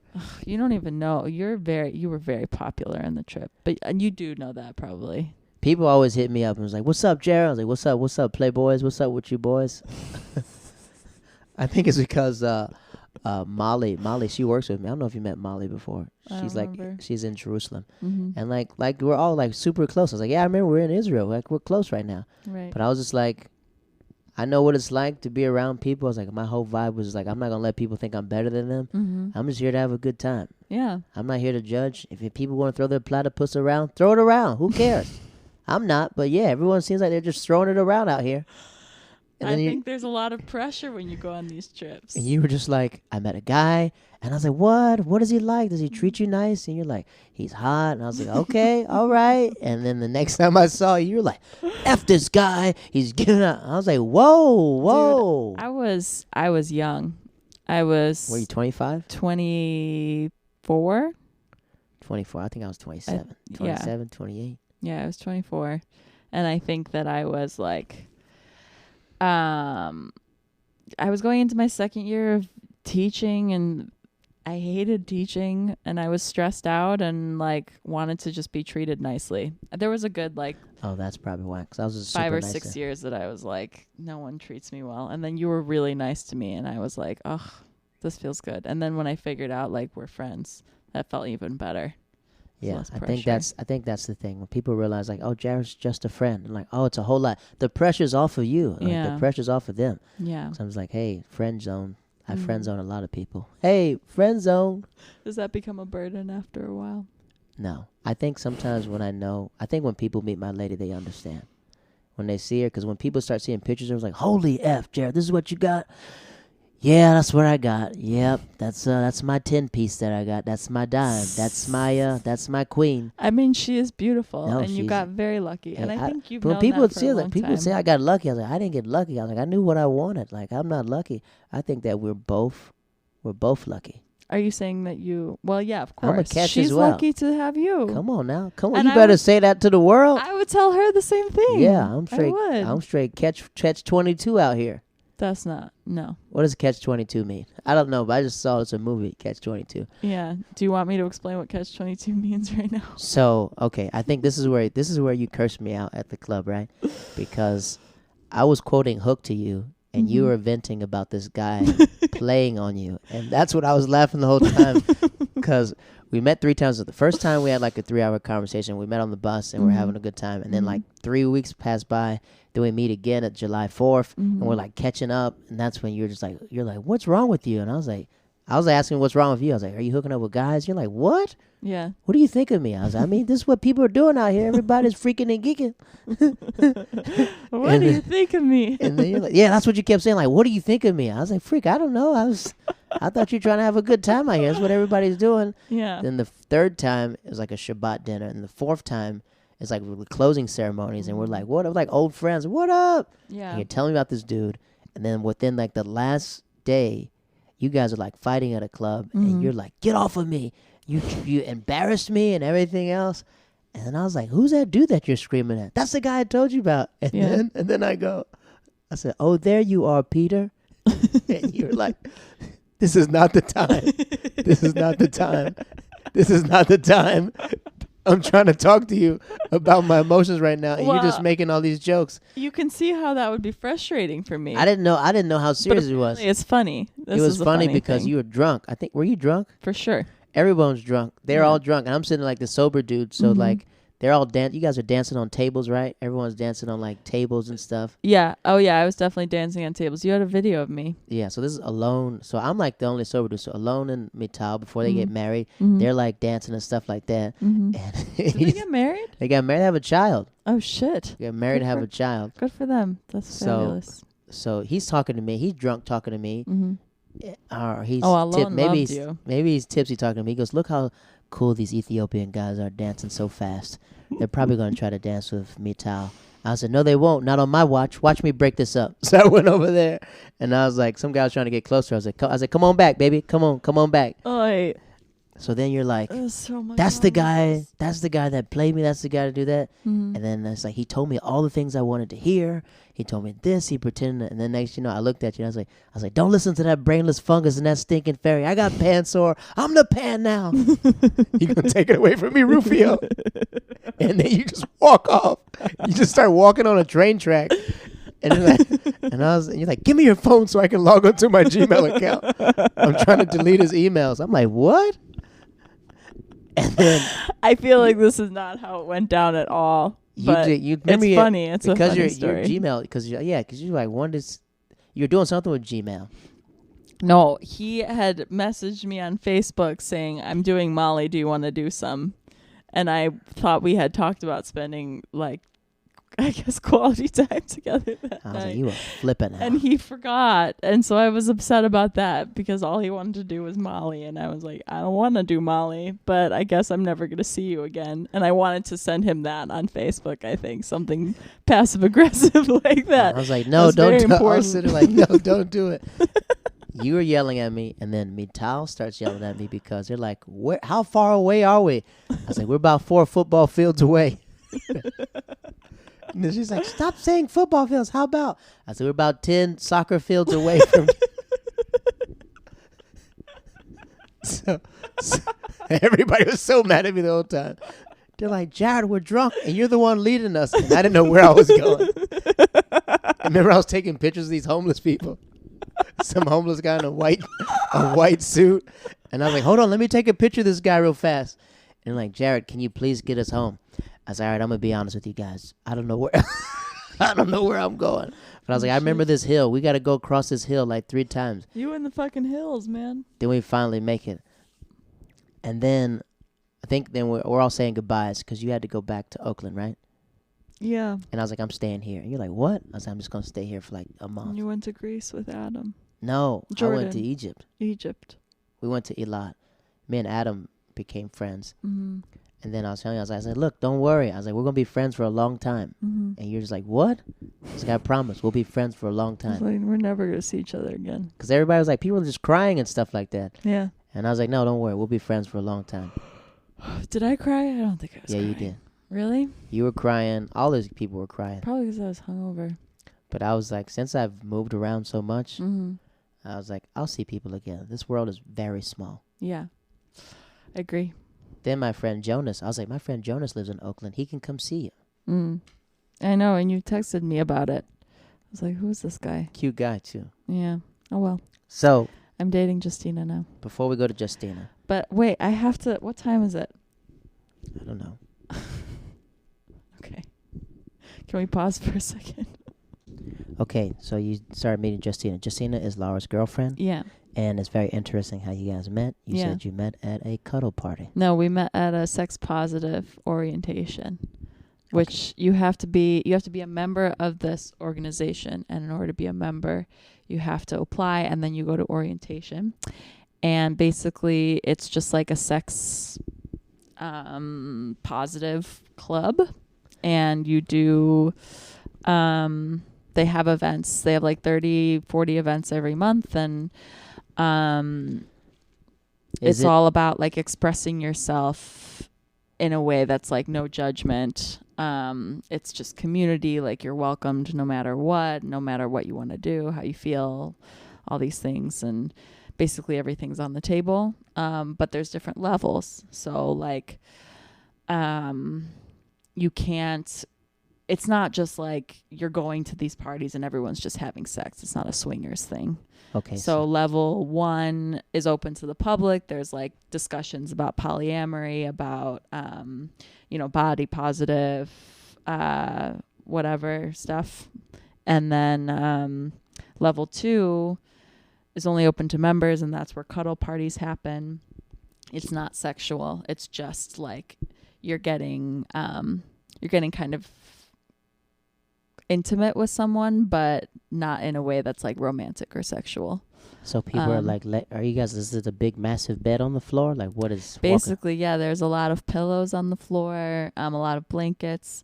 And then for the first hour we talked about like boundaries and how to give consent and how to ask for consent. So what are the boundaries at the cuddle party? So the boundaries were that like you can't be nude, you can't penetrate anybody, you can't it's not sexual, you're just cuddling.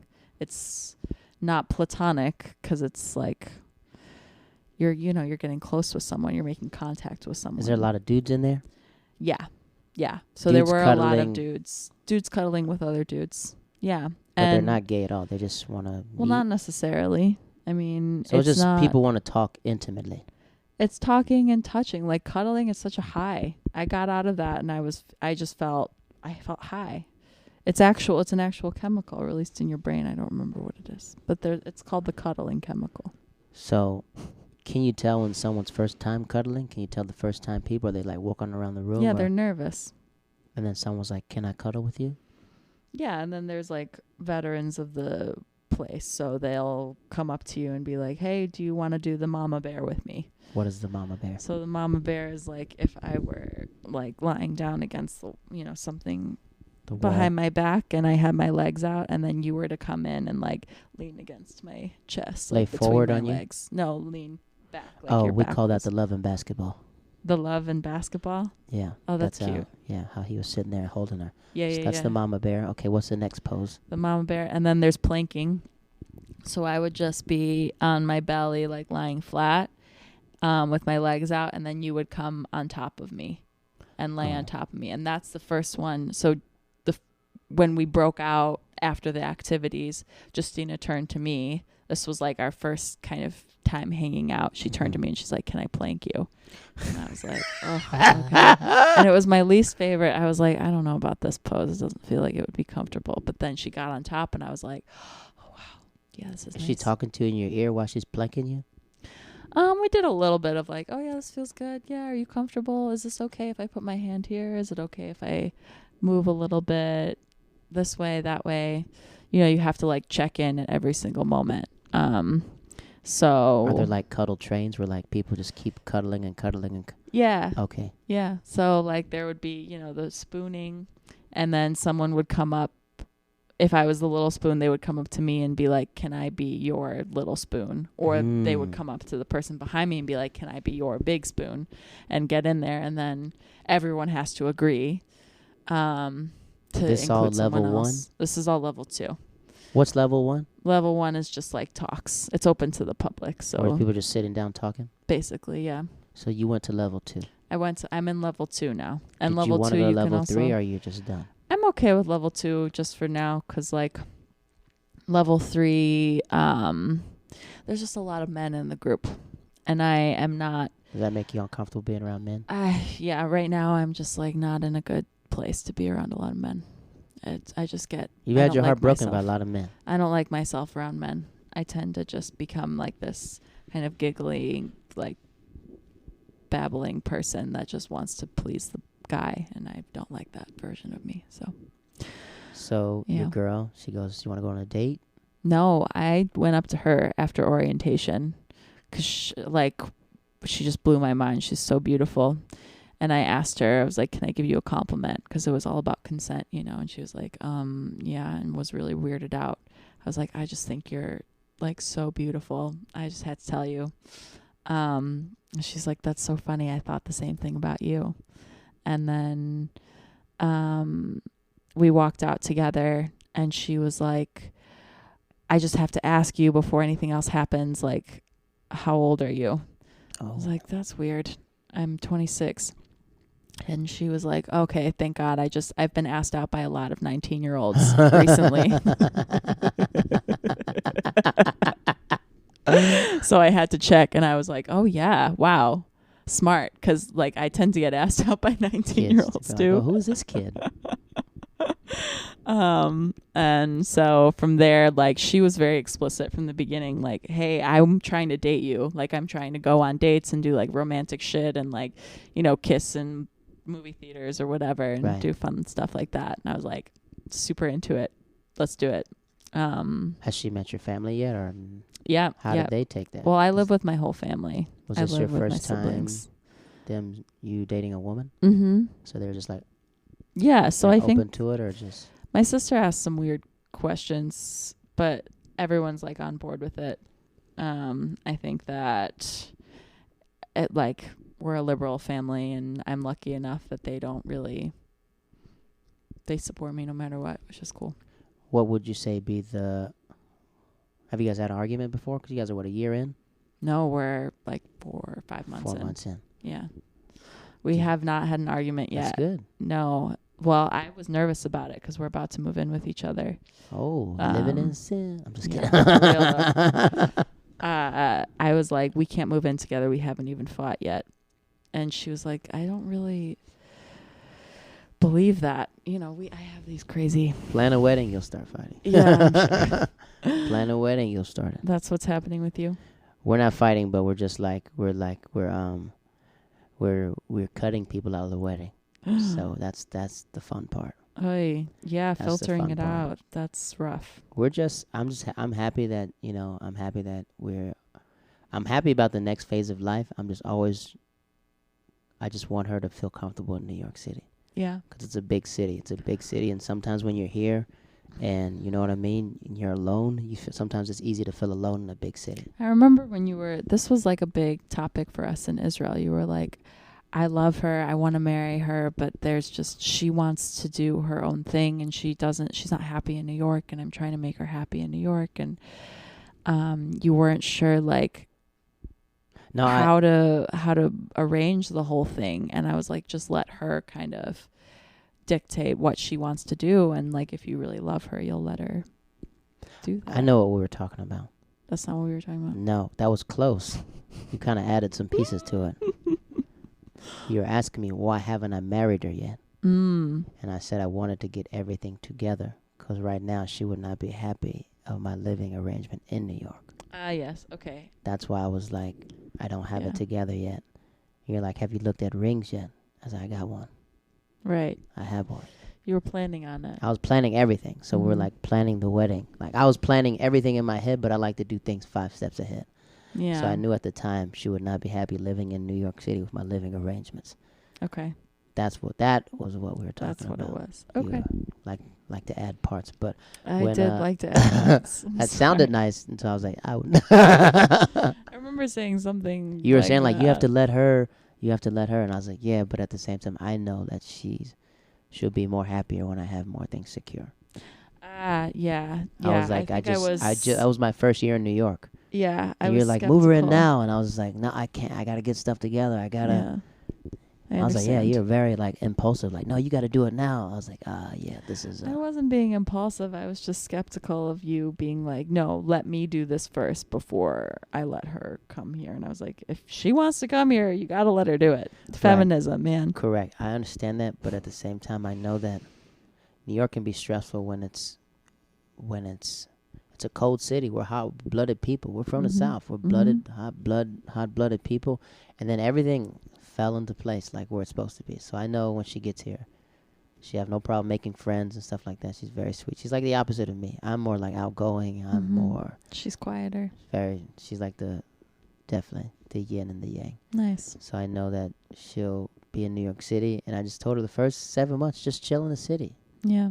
Fall in love with the city. You know what I mean? You don't got to do anything. Mm-hmm. If you want to work, you can. If you don't, F it. I don't care. I got you. Fuck yeah. That's So- beautiful. That's it. So the wedding is in April. Am I invited? Yeah. I told you to come to Belize, and you just like, whatever. Oh, it's in Belize? Yeah, and then your Oh, I people, can't come. that's what I said. People can't come. People can't leave school and stuff like that. That's what we're doing. So, That's why you're doing it. That's smart. hey, Yeah. okay. So we're going to get out of here. We are eventful. We can sum up this whole thing, like it is. Laura Teecho. Laura Mhm. Teecho is from Chicago, right? Mhm. She grew up she was the middle child. Mm-hmm. Middle child, her and her sister learned to love each other at the beginning. Are we going They to were summarize enemies. this whole thing? Enemies. Now I have to sum up the whole thing, but we're going to get to the last part of what we do. We call these the hilltop questions. Mm. Ready? Yeah. So answer the best of your ability. Okay. Do you believe in God? No. No. Do you have a favorite person in the Torah? Yeah, Joseph, he was gay. What? For sure. Joseph had a wife and kids. No, he's super gay. Joseph in the Torah, why would you say that? Why would you think that? Is it because of his nice jacket? That's what you think? I'm just kidding. No, I read the Red Tent, and I liked her version of the story better. It was all about Dinah, the youngest daughter out of all the, how many sons were there? 12 sons? 12 sons. Do you know what I'm talking about? Joseph and his brothers. His brothers that threw him in a pit, yes. Yeah, and so there was a daughter, Dinah, at This the is in the very Torah? end. This is in the Torah. I got to read the Torah then. And the Red Tent is an amazing book, and it tells her story because she's totally The left out of the Torah. Red tent? Yeah, it's great. Like a tent that you're inside? Yeah. Like, Red tent. These questions are not made for me to debate. You're just saying what your opinions are, right? yeah. Okay, ready? Mm-hmm. When's the last time you had a nightmare? Recently, I've been having last night. About what? I don't remember. I remember being scared though. I don't know. Do you remember your nightmares? I do, yeah. I remember nightmares. Ugh. I remember vividly. After I have a dream, I try to write them down. I write them down. Yeah, I used to do that, but I just don't want to. I stopped. I don't know. I'm tired. Okay. What is your biggest fear?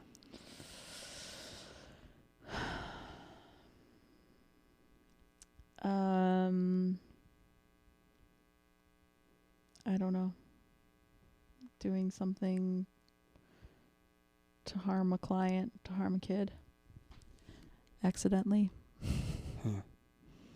This isn't a question, but would you consider yourself atheist if you don't believe in God? I don't consider myself atheist, no. What do you consider yourself then? Just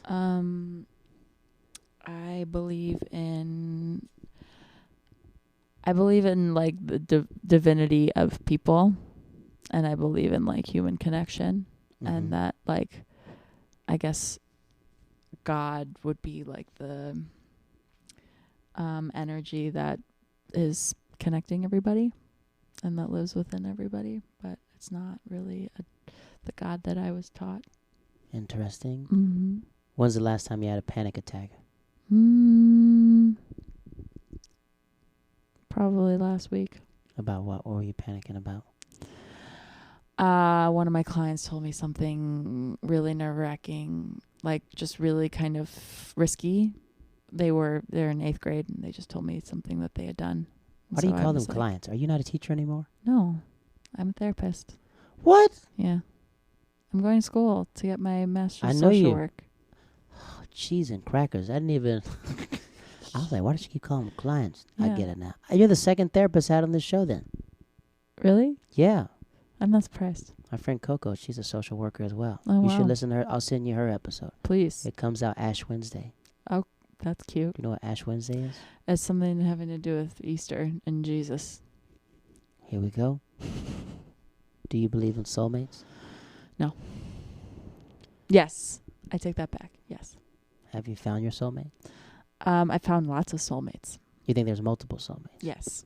I believe that soulmates have nothing to do with romance or like finding a partner. I believe that I've found soulmates in friendships. Okay. Mm-hmm. What do you think happens when we die? I think that if our soul like learned all the lessons that it was supposed to, that we go into the next life. All right, this last question is a series question, right? This thing is called Who Are These You? have all been serious It's questions. like a series. Oh, a series question. So it goes like this. Okay. It's called Who Are You?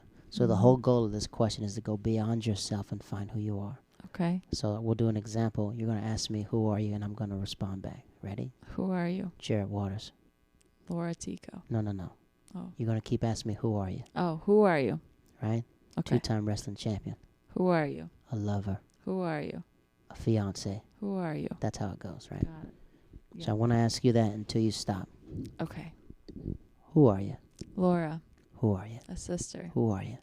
A daughter. Who are you? A lover. Who are you? A student. Who are you? An explorer. Who are you? Curious. Who are you? Intelligent. Who are you? A friend. Who are you? A confidant. Who are you?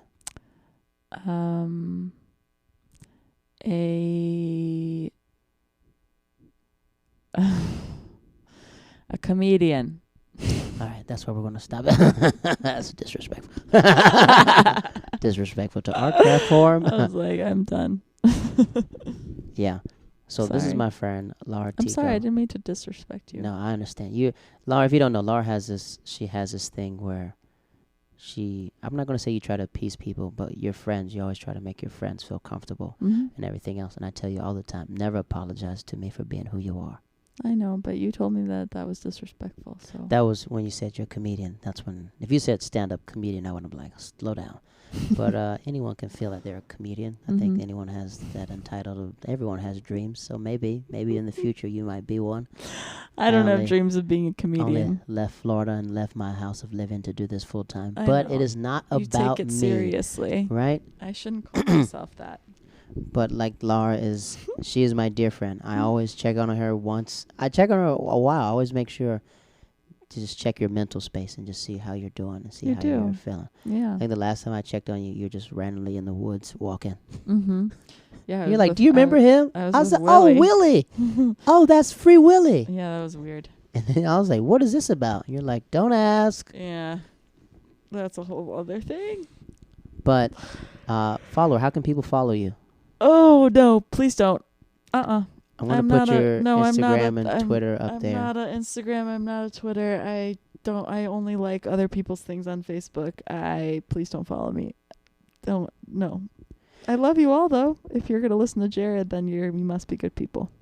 They're good people. Not listening to me. It's all about other guests and everything else. Uh-huh. So if you want to find Laura Teecho, like she said, she doesn't want to be found. She doesn't want to be found at all. Please don't find me or follow me. I don't want. No. But I'll put her information out there if you want to do. I really think that you are a type of person that give people very insight. You've seen the world a couple times, and you really, it's curious, very unique how you analyze the world. Thank you. So when I always want a different perspective, that's when I call you. I was like, oh, what do you think Laura thinks about this? And you'll give me like a very left answer. And I was like, I think I was right. But it's very good to get different perspectives. And she literally wears her heart on her sleeve. Oh, thank you. All the time. Thank you. And I truly appreciate our friendship. And you're not coming to my wedding because you let us No. know that. But you're definitely more than welcome to watch my little kids. Okay. Just don't spank them. We don't No, believe in your people spanking our people. I'm just kidding. That's fair. That's fucking fair. I'm just kidding. So this is One Man in One Tree Hill. This is Laura Teecho, ladies and gentlemen. This is my wonderful conversation with her. Yeah. We're gonna catch her when she comes back to New York City in another year. Yeah. Thank you. Farajaka. Farajaka. Live on the podcast on One Man, One Tree, One Hill. Say what up to the people. This is when I see black excellence, man. It's Dave Chappelle, Michael Che, Lauren Michaels, Chris Rock, Eddie Murphy, all sitting at the table. I said, yo, Eddie, Mr. Murphy, I just want to say, man, you the GOAT, man. And you're the coldest nigga that ever walked the face of the earth. And I said, and I'll be the next Jamar Neighbors. Yeah. And she was up like, I know that's right. You gotta break that thing over. She wants it private, but y'all not even together right now. So we haven't spoken about anything but the cat for at least 2 months. Ladies and gentlemen, thank you for listening to the podcast. My name is Jared Waters, and I'll catch you next time. Like, subscribe, rate the podcast. Have a wonderful night, wonderful day, whatever you're listening to. I'll see you soon.